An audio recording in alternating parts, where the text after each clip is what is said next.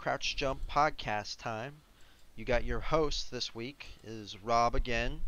Jaden's out for another week. And my co-host this week is just Jesse. How's it going, Jesse? It's going. How about you? Going, man. I mean, that's all you can say. Yeah. But, dude, I tell you what, I've been on a Star Wars kick lately, dude. I've been watching since Disney Plus came out, and you have like The Mandalorian, and I've been all over Disney Plus watching Rebels because I already seen Clone Wars and I loved it.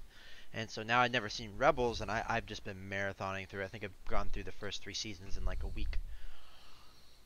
And I need to go back and watch Clone Wars and Rebels because I haven't seen them. well, if you got Disney Plus, you have the opportunity now. Yeah, you have a point. Also, the only movie I have yet to see is Solo, and now that I have Star Wars, or not Star Wars, but Disney Plus, I need to go back and watch it too because I've heard that there's some real interesting stuff uh, in Solo. So Yeah, Solo is definitely. I think Solo is a good movie. I think it's a good Star Wars movie.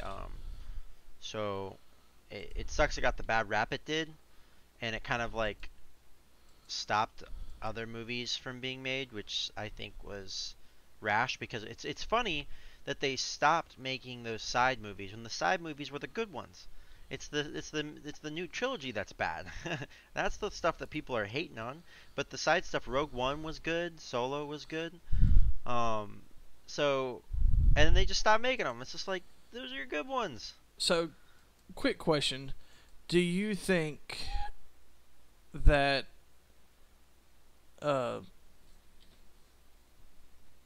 do you think that the original trilogy was only good just because of nostalgia? Like, do you think it was really that good, or I or think the world. I think it was. I think they were good movies, especially Empire Strikes Back. I think is really good. I think New Hope's pretty good, and Return of the Jedi is pretty good, but I think Empire Strikes Back's really good. But I think the biggest thing that made those worlds so interesting, or made those movies so interesting, is that it created a awesome world. You know what I mean? Like the concept of Jedi's is kind of unique-ish. At least to me, it's unique in yeah, terms of they're like they kind of like took fantasy concepts and threw them into a sci-fi world and made it work, while simultaneously creating a very interesting world. Um, yeah, but the whole idea of like like magic sword wielders in space is like kind of really cool, and they made it like work really well. So, because I remember sitting here thinking the other day, I was sitting here going like, why doesn't everybody use a lightsaber? It's such a powerful tool. And then I realized I'm like, well, the reason it's a powerful tool is because it's in the hands of a magic man. So they can deflect bullets and stuff like that. So you really the only way to kill them properly or efficiently is with another, a lightsaber duel or something. So yeah, because guns don't work against them. No, but I mean, this is all kind of leading into the fact that I'm really jonesing to play Fallen Order, and I think I'm going to. I've been waiting. I thought it would go on sale, like maybe at least 5%, or 10% on like Steam or whatever for Black Friday or Thanksgiving sales, and it didn't. So I'm gonna probably like rent it, just get it from early or EA access. Just get the hmm pay the $15 in order to play it, because I'll have it done in a month. And I'm yeah. trying to don't I want to was really spend too much. surprised that with the autumn sale or the fall sale or whatever that they didn't have it discounted any. But Yeah, I mean, it makes sense. It just came out and it's selling really well. They don't really need to discount it at all. yeah, But no, yeah, I'm a big on a big Star Wars kick right now, so I'm just eating up everything I can. But as for the channel, it's going. I mean, we're still doing our D&D vids. We're recording another one this Friday, and usually we can get it. We kind of they tend to go on for a long time, so we splice them up into a couple episodes out of one session, and so we're making some good headway on it. I think they're coming out really well. I think about the only thing we really can do to improve it is maybe get everyone on camera. That's not really a priority at the moment, but that's something I do want to do at some point in the future. I think that'd be really fun actually. And I'm actually we're right now trying to recruit a fifth person, and we got a bunch of people who are interested, but we need somebody who can dedicate the Fridays. And I think I got somebody that might be interested in starting in January. So just gotta talk it over with the group and see what's going on. And he'd be a good addition because he'd be pretty funny. I really Um, wish that I could join you guys, but Dude, I that'd mean, be freaking awesome. I just I can't, just I can't do Fridays. Tisk tisk man, tisk tisk. Now I could do every other Friday, but that's a whole different thing. But Right. But no, and then the video game videos, we're still coming out with that stuff. Kind of going a little bit behind on it. I mean, we still got videos and the stuff's gonna come out on time, but I'm trying to figure out if I want to change those up, and if I want to, if I'm able to, kind of make them shorter videos if possible. But I don't know if I can. Um, we're not cool like that. That takes some massive editing to actually like make videos like that. I mean, we're not Donkey, so. But no, I mean, and I'm trying to do some stuff right now to get these videos some exposure. Trying to get it out there to get some more listeners, get some more viewers, but it's not easy to do um, without throwing like a ton of money at it. So I'm just trying a few things out right now, trying to see what works best in terms of getting our content out there and getting more views. But to the 1.5 of you that are listening to this, thank you. I appreciate it. Um, but that's what's going on with the channel. We can move on to the next segment, which is what are we playing right now? What are you playing, Jesse? I'm actually playing Call of Duty Modern Warfare. I'm having a blast. In a couple, well, I guess in about a week and a half, whenever it drops, I am totally gonna get Reach for PC. Oh yeah, you're gonna start seeing videos of Reach, Yeah, especially once the custom games come out, which aren't gonna be there on release, sadly, yeah. at least for Unfortunately, PC. it kind of bumps me that they're going to release each game at a time, but I can understand why they're going to do that. I just hope that everything, with them doing it that way, I just hope everything comes out polished and smooth, and you know. I think it will. I actually kind of like that because then it'll give us time. Like by the time that we put like 3 to 5 months into Reach and they come out with Halo CE or whatever, we'll be jazzed to move on to that. But I'm super pumped for Halo Reach because I think that's a game we're gonna be playing for a while. I hope, anyways. I'm just not looking forward to playing the campaigns for Halo CE and Halo 2 again. Don't play the campaigns. How how do you can't get Halo on PC and not play the campaigns? Why? Because that's like I've played through those campaigns like a million times already. I don't have any want or need to replay I guess we're different in that regard. them. I guess so. I don't know. No, but what else you been playing? So, did you say Call of Duty? Yeah, that's what I've been playing. I've been having a blast playing online. Looking forward to the new maps that come out. Uh, Unfortunately, the same day as Halo Reach, but Reach is definitely gonna get my priority over Call of Duty then. But Better. yeah, for right now, I've just been playing COD. What about you? What have you been playing? Well, I mean, obviously, I'll name off the typical ones. Been playing TFT and Rocket League. I'm always playing those. Playing a little bit of the Outer Worlds, but I'm kind of getting to the point with Outer Worlds that it's just getting boring. I think it takes too much. It's too similar to Fallout 4 and not similar enough to Fallout New Vegas and Fallout 3.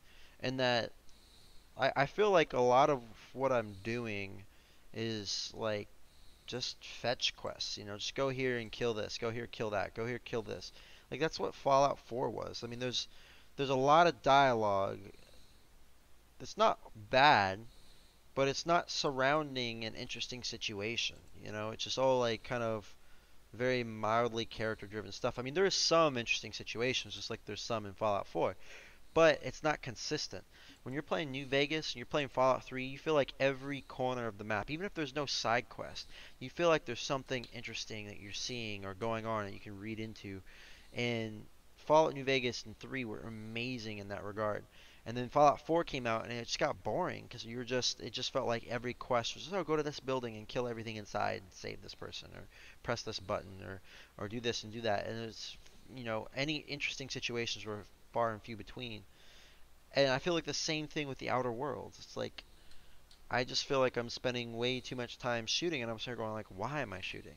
What's so interesting about this area? You know, it's not. And I think because of that, you know, I'm like 10 hours, 10, 12 hours in. I think I'm gonna drop it. Yeah, I can see that. And I know Mike's playing it too, and he kind of feels the same way. He's just kind of going, like, what am I doing? And I think that's a big problem for the Outer Worlds. And I'm still looking forward to the sequel, but I want to know, you know, that they're creating a lot more interesting situations. And it's not just more of the same. Um, Another one that well, actually, I bought a couple games off my Steam wish list, and one of them I've already returned. And I think it's called The Final Station. I, I tend to have very short attention spans, so if the game didn't hook me within the first like 20 minutes, I kind of like lose my interest. And the Final Station looked cool, and it's got a really cool concept, and it seems like a good game. It's just I couldn't continue anymore, so I just stopped and returned it. It was a little too slow going for my taste to get into it, and I wasn't feeling the spark. Yeah, I can kind of I can understand that. I feel like that's becoming a common trend. The older I'm getting, my attention span for games is gotten a lot shorter. Man, I feel that on a personal level. It kind of scares me with a lot of the upcoming like RPGs, you know, in the next few years. Like Starfield kind of worries me, you know, not just because Bethesda's gone down the shithole, but I mean, you know, I don't really like I can't sit and play like, you know, games that require like a lot of time anymore. Like, you know, I don't know. It's I don't know if it's the fact that I'm getting old or what, but it's it sucks. You know, something I've noticed specifically. I've noticed like when I play games now, I just try to focus on less on side quests and more on just completing the game. Because a lot of times at the beginning, I feel so overwhelmed. Like, I wanna make sure my character's like all overpowered and stuff and super powerful. But I notice once I get to that point, I kind of like start losing interest once I realize I'm like really powerful. And so then it's just like I've done a lot of side quests and I've spent like 40 hours in the game, but I realize I'm only like a third of the way through the story. And now I Yeah. feel like I'm like, okay, I want to beat the game. I want to feel that satisfaction of knowing I put, you know, X amount of time in and I beat the game and I can put it down. But then I feel like it's a slog. Now I feel like it's a chore. You know, I'm like, okay, you know, I got to my limit by doing all the side quests. And so I kind of find myself doing that with Pokemon where I'm like, I need to just finish this game. So, but I'm already kind of feel like I fell off the train now. It's gonna take me. I don't know if I'm gonna finish it, and and that's the way I feel about Kingdom Come Deliverance. It's amazing, and I got so addicted to it. You know, then like 40 hours in, a bunch of side quests done. I'm just kind of like, do I want to force myself to complete the campaign? It's good. It's got great voice acting and it's good writing and stuff like that. It's compelling, but not compelling enough to get me to continue. Yeah, so uh, I really want to play Kingdom Come Deliverance, just because the whole combat system seems intriguing to me. But honestly, I don't think I could put 40 hours into it. I don't.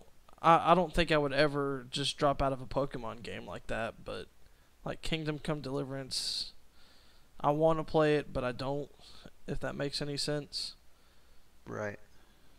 I know that makes perfect sense. I'm like that with a lot of like Hitman 2 or whatever. I own Hitman 2, like the new Hitman 2, Mhm. and I love the old Hitman games, and I can appreciate it when I play the game. I'm starting going like, oh, this feels like the old Hitman stuff.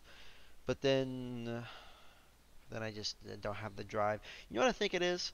I think it's I think it's the level design. Like now they're kind of doing like big open world levels, and they kind of like put a specific scenario.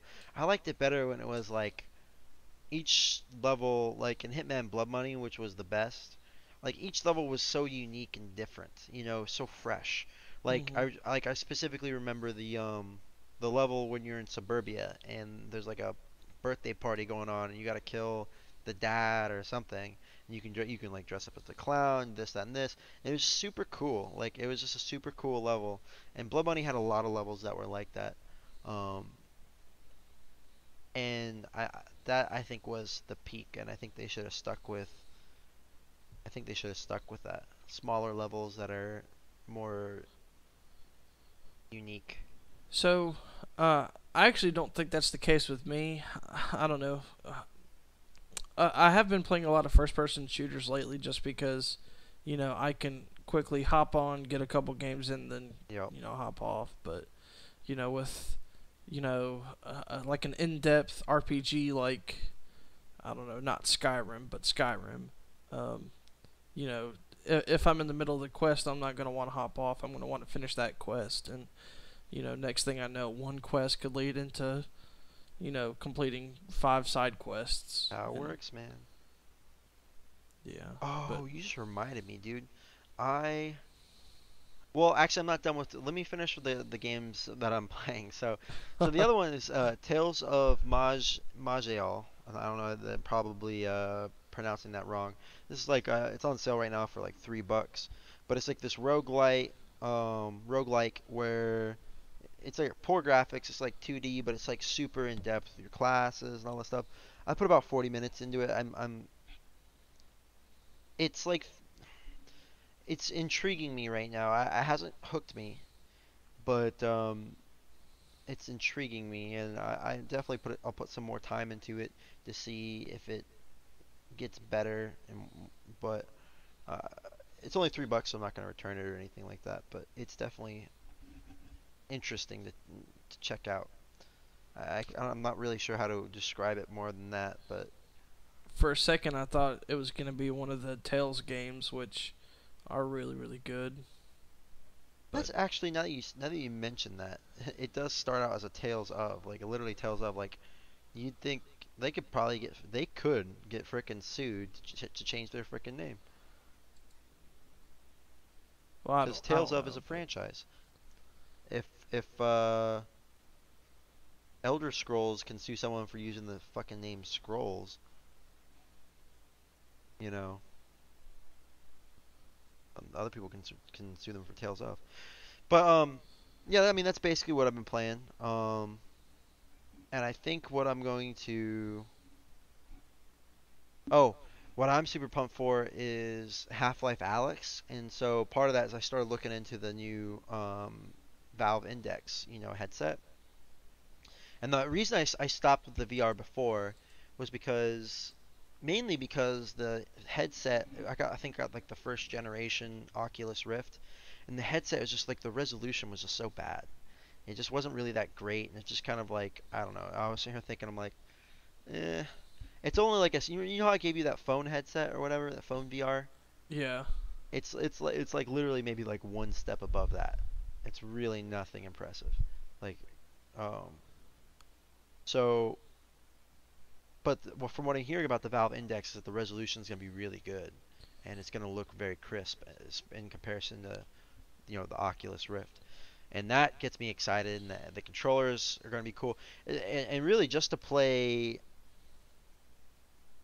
Half-Life Alyx would make it all worth it. So I'm gonna be looking into investing I think 750 bucks because I think the headset's 500, the controllers are 150, or are they 250? The controllers are 250 actually. That's why it's Wow. 750. And I think I'm gonna double check this. Because it comes with there's like three parts to it. So you have the Valve Index headset, which is 500. Uh, Where's the controllers? The headset plus the controllers is 750. So I'm assuming the controllers are 250. So I'm assuming the controller, or not the controller, but the headset just connects to your computer, or like, are there any like electronic bits inside the headset other than like the screens and stuff? I mean, there's head tracking and stuff like that. But Yeah. yeah, you hook it up to the computer. But and I heard that there's just everything better. Like it feels good, feels roomy, like it's just overall just really high quality headset. And then you have the controllers, which are supposed to be like these like super intuitive controllers with like really good buttons and stuff like that. And the reason the controllers are sold separately is because technically the controllers work with the Vive. Mhm. So because remember like Steam originally partnered with um, HTC. yeah, HTC, and they came out with the Vive. Well, now Valve's coming out with their own headset called the Index, and so they're still supporting HTC, and they're still because Valve's cool like that.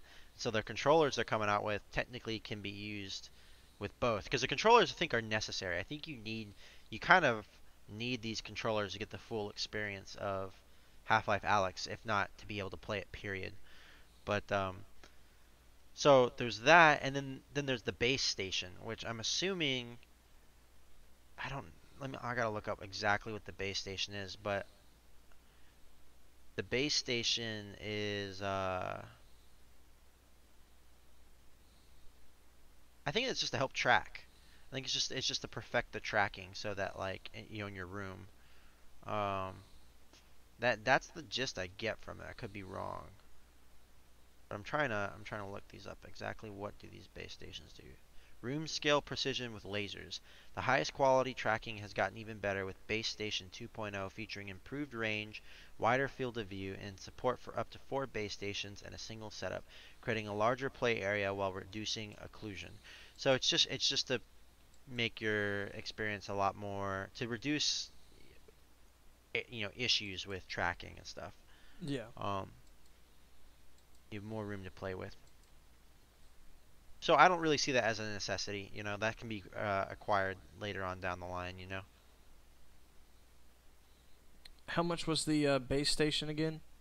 The base station to get, um,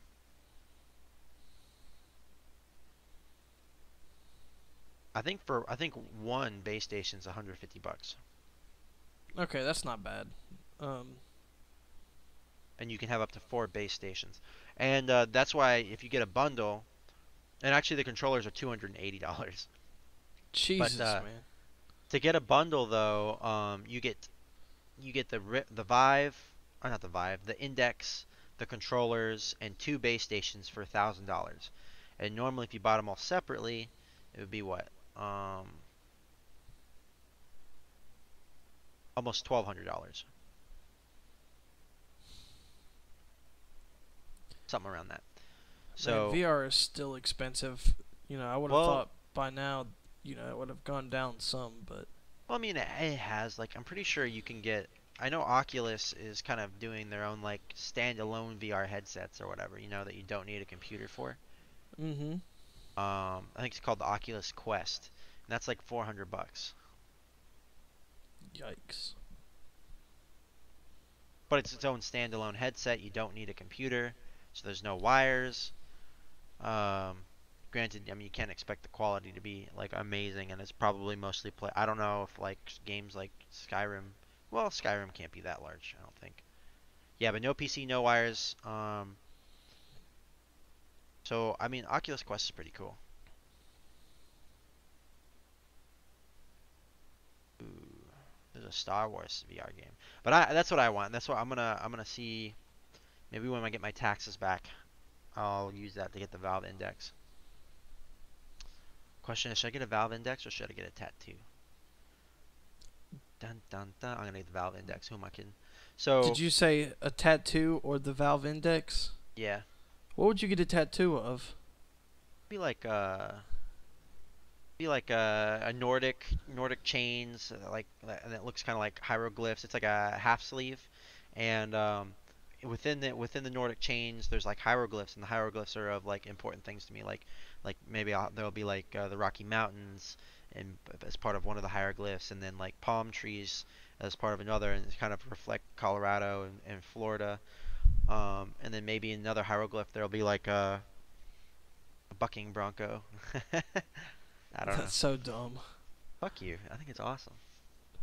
Like, you had me until the bucking bronco, It doesn't have to but be a bucking bronco, but it could just be a fucking horse. It could be maybe I'll put the horses running. That's what I'll do. I'll put the horses running with the Rocky Mountains as part of the hieroglyph, and then another one I'll have the palm trees, and well, yeah, maybe just use palm trees on a beach or something, and I can figure other stuff out, other important stuff to put on there. I'm sure I can fit like maybe like 4 hieroglyphs on my arm. hmm, I don't know. I've been wanting it for a long time, but whenever you get the money, there's always something else that makes more sense to spend on. trust me, I feel you. There's been things I've been saving up for, but life, man, it just hits you at the most Yeah, do I want to pay off my inconvenient car, times. or do I want to get a tattoo? Do I want to pay off my car, or do I want to get a Valve Index? I think we all know what the right decision is. Yes, upgrade Valve my computer Index. for me. There you go. Not for you, but all right. So let's move on to news. What the hell is going on? So like I said, like last week, I don't have a whole big old list of stuff. Uh, like Jade usually has stuff at the ready. I'm just kind of going off the seat of my pants here. But we got stuff like BioWare executive producer Mark Dara. He's been tweeting Dragon Age repeatedly for no apparent reason. I have no idea what that could mean. He could have dementia. Um, no, honestly, I would be pumped for a new Dragon Age because I really like Dragon Age Origins. It was kind of simplistic, and but it just it did what it tried to do, and rather they executed really well. It wasn't trying to be anything too over the top or unique. They just said, hey, we're gonna make this game. This is what it's gonna be, and they just did it, and they did it really well. Um, I know that was very vague, but but I mean, like for instance, it was just kind of uh simplistic in the combat where like I was a mage, so I would get my group together and I would just literally stand there and just kind of spam A. But it was so visually appealing and leveling up and stuff like that felt good and the like animations and the environments, it all just felt good. So if they came out with like, Dragon Age, I was a huge Origins fan as well, but Inquisition, if they came out with Dragon Age Inquisition 2, I would be ecstatic. If they came out with Dragon Age Origins 2, I would like cream my pants. But we all know Well, that's not going to happen. yeah, probably not. Red Dead Redemption 2 is being released on Steam December 5th. Now, to me, that's new. I don't know if that's been something we've known, but as far as I know, that's new. And so I went ahead and added it to my wish list. I don't plan to get it day one or for $60 rather. I want to wait till it's at least 30, which might take a while. But it's not like you or anybody else is really rushing out to get it. So if all my friends got it, I'd pick it up. But Yeah, I don't know. My biggest thing about Red Dead Redemption is, in my opinion, Red Dead Redemption 2 was one of the best stories that Rockstar had ever written. And I hope they don't do with Red Dead 2 like they did with GTA 5 and don't make a story DLC for it. oh, that's just not Because profitable enough, dude. They're done with that. They're all about microtransactions. I mean, GTA 5 I mean, just off microtransactions alone, has probably made them like $1 billion. Oh, it's a lot more than that. Um, Well, I'm just talking about the microtransactions. I mean, if we're just talking about like buying the game, I mean, it was huge amount of copies they sold. But yeah, no, you're right. It could be a lot more than $1 billion because I mean they've been making a ton of money for years now. I mean GTA what? GTA 5 came out what like 10 years ago? Came out on the it's Xbox been a while. 360. It's been a long time. But So next we got Shenmue 3 had the worst opening for a title of the series in Japan, debuting even below 1 and two's remasters. So I mean, I kind of expected that, but I mean, but it's below the remasters of 1 and 2. It's kind of crazy. You'd think if people are buying the remasters, you think more people would be buying Shenmue 3, but maybe people got soured by playing the remasters. I don't know. mm, It had the opposite effect. hmm. Um, oh yeah, I forgot that they're coming out with a new version of the Stanley Parable Ultra Deluxe. That's super cool. I'm not sure all that entails, but I'm down for more Stanley Parable. I love that. I've never. Well, actually, I did play the demo for it, and it was pretty funny. Uh, that might be something that I could pick up. Oh yeah.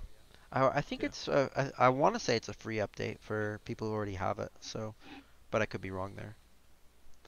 Um, Subnautica Below Zero has got a new update. Now I try to stay away from it. I loved the original Subnautica. I played the hell out of it.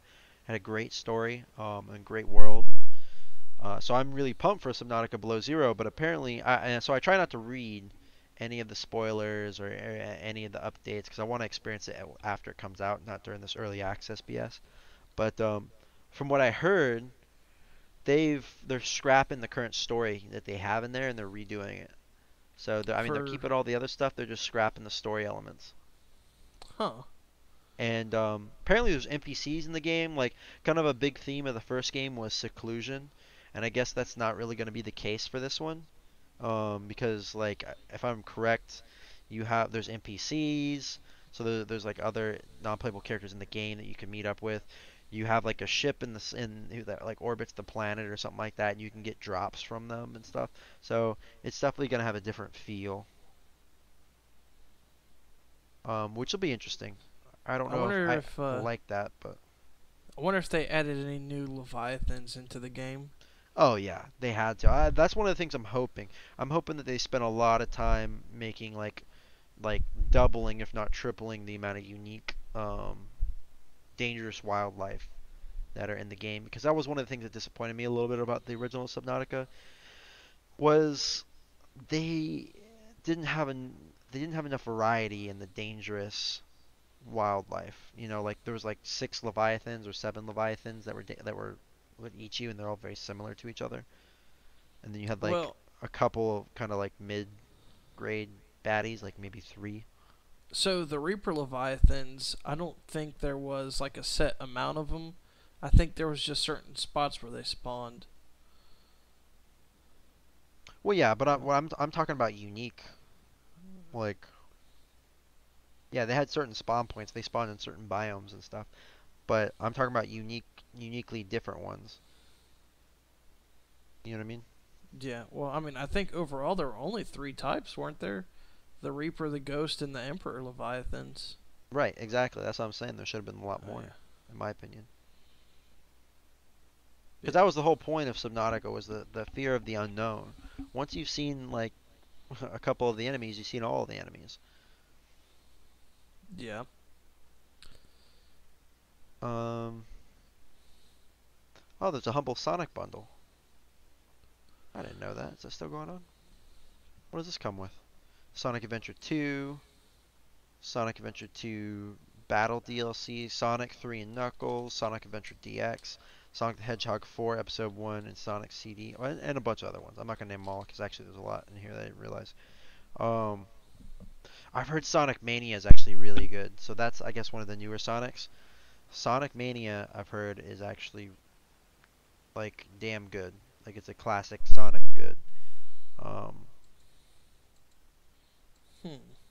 and then which is funny when you think about it, because now we go back to Sonic the Hedgehog 4, and they really fucked up on Sonic the Hedgehog 4. Like they really fucked up. People did not like Sonic 4.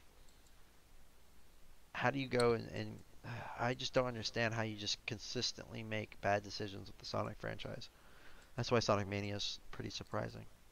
Honestly, like the last modern Sonic I played was Shadow the Hedgehog, and I mean I don't know if you could even consider that a Sonic game. I never played it, so I don't It know. was it was interesting, but Um, what's recently? They just came out with some new games on Game Pass. What were those? Let me see. Let me pop on Game Pass real quick. 'Cause they did. Darksiders 3. Yeah, here we go. Darksiders 3 was recently added. Not my type of game, but you know, Darksiders is a cool franchise. Surprising that that franchise is even still alive. Because it started going through some bumpiness after the second game came out. Which actually I think the second game sold well, but um, Vambrace Cold Soul, which is like this indie game roguelike that looks like it's kind of story based um, fantasy adventure game. Not really, it doesn't really look like my cup of tea, but you got the Red Strings Club, which doesn't even have a description. What the fudge is this? The Red Strings Club is a cyberpunk narrative experience about fate and happiness, featuring the extensive use of poetry, bartending, and impersonating people on the phone to take down a corporate conspiracy. Well, I'll be. And it looks, it's got kind of a stylized 2D look to it. Definitely looks very story based. Subnautica, as we were just talking about that is now on Game Pass. Um, Munchkin Quacked Quest, which you were telling me, Jesse, that Munchkin's pretty freaking awesome game to play. oh yeah, like the actual card game is so fun to play. It's like a card tabletop RPG that you play with a bunch of your buddies, and it's so fun. It's pretty funny too. Like one of the monsters that you fight in the game is called a stoned golem, and on the card it's like a rock golem with a bong, and it's hilarious. Like just different things like that. Yeah. That's funny. Well, this Munchkin game, I've heard it's good, like on something like the Switch, but on PC, like there's no online multiplayer. It's all local. It has to be played with a controller because the PC controls are just like really bad and just dumb decisions for certain placement of buttons and and I think there might have been like one or two other problems that when minor, but when combined with the current problems they have, just makes it bad. Like the Steam reviews for it are just destroying it. Yeah. Um, Next we got Age of Empires 2 Definitive Edition that's on here. You got Hearts of Iron 4 Cadet Edition, which looks I think is a World War II or World War One strategy game. You have Rage 2, which is interesting. That's one I'd be possibly interested in playing. You got Tracks the Train Set game, which looks like a kid's version of like a building sim. Because if you have ever gone into like a bookstore when you were like a kid and they had like those train sets in the kids area that you could like your trains are on rail, it kind of looks like Hmm. that, just with more customization and imagination. Um, you got Pandemic, the board game. That might have been already out. I can't remember. Um, oh, the Talos Principle, which is one of my favorite puzzle games of all time. Talos Principle is so good. I wish I could erase my memory of that game and go replay it. It's that good. First person, you're kind of like this. It's got a really cool like story and setting. You're this you're this robot who kind of wakes up in heaven, and you have Yahweh talking to you, and he's just like talking to you like he's God, and he's like guiding you. Like It's like, "Yo, child, come this way, do this, do that," and you're just kind of like wondering, why am I here? And you start seeing like messages from other robots or other people who are going through the same thing. You're kind of like questioning like what's going on as you're solving puzzles in what is essentially heaven. And then you get to this computer and you start talking to somebody on the other end of this computer, or it is the computer, and the person's name's like the archive. And the archive starts telling you you can't trust Yahweh. You know, Yahweh is like lying to you, this, that, and this, and he's trying to get you to do something. But at the same time, you feel like you can't trust the archive. So you're kind of like, you have like these two personalities that are trying to lead you while you don't even know what the hell you're doing, and you don't know who to trust. All while in heaven, and you're also solving puzzles. It's super cool. Yeah, so I guess that's it for news. I don't think I really have anything else. Um, Let me just double check, see any cool stuff going on. Yeah, I mean that's all I got. So next, we have games coming out, and I think this list is gonna be very short. I think there's literally like nothing coming out this week, and if not, it's just re-releases like Five Nights at Freddy's 1, 2, and 3 coming out on the Switch. Trover Saves the Universe coming out on the Switch and the Xbox One. Um, Monster Jam, Steel Titans on the Switch, Pine on the Switch. Gas Guzzlers Extreme on the PS4, SD Gundam G Generation Cross Rays on the PC, whatever that is, some silly Gundam Japanese game. Here we go. Where the Water Tastes Like Wine. What is this? What is this game? Traveling throughout America, following the railroads during the golden age of hobos, where the water tastes like wine, wants to tell real world stories in a video game. Alright, they lost me. They lost me. Uh, what the heck is going on? You look like a giant robot hitchhiking. So, like, That's your foot's funny. the size of a house. That's what this looks like. This is what the screenshot looks like. What am I looking at? I don't even know what the game is supposed to be. Oh, you're telling stories? Oh, this is going to be a very story-driven game. This is definitely not up my alley. And then last, you have Blaster Master Zero 2. Sunsoft and Inti creates deliver. Oh, Inti creates is the name. Okay, I was like creates deliver. Sunsoft and Inti creates deliver a sequel to 2017's Blaster Master reboot. So if you guys want to know anything about the game, that tells me nothing. Oh, it's like a straight up like 2D like oh, this is a straight up like Mega Man ripoff, I think. Okay, maybe not. I don't know. There's some weird stuff going on with this, but yeah, it's like a 2D platforming action platformer. It looks like. Uh, so there's that. I think you play a tank. Did you see how Humble Bundle is having a sale of their own?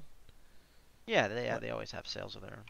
well, right now they've got Star Wars Battlefront 2 for $9, which I might need to go back and play because apparently Star Wars Battlefront 2 is canon.